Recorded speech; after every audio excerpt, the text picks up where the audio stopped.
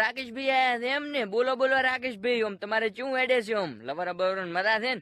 શું કહો જિંદગીમાં ચેવું હેડે છે? મને વાત કરો થોડા ઘણી તમે. ઓ રાકેશભાઈ, તો તમારે મારી ગુડ લવર આમ તો ડખા છે એમ ને? શું કહો તમારી લવર આમ તમને મિલીને બીજે પૈણી જાય એમ છે કે શું?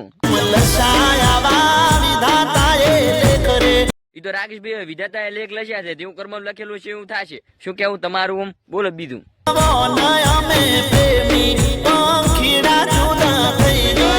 રાકેશભાઈ તમને એકલા લવર નથી મેલીને જતી રહી, મને લવર તો મેલીને જતી રહી છે. હવે શું કર? અમે રોઈ રોઈને દાડા ગાઢા છે, કરવું શું પણ હવે?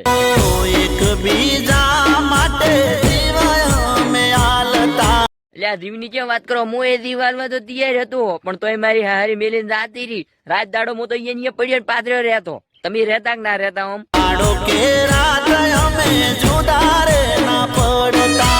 અલ્યા રાકેશભાઈ, સેમ ટુ યુ સેમ. તમારી જેવો જ મારે પ્રેમ હતો, તમારી જોડે જ હું ગોડો પ્રેમ કરતો, પણ તોય મારી હારી મેલીને જાતી રહી. પણ કશું વાંધો નહીં, ભલે મેલીને જાતી રહી, એના જેવી સપન છે, બીજી પટાવશું.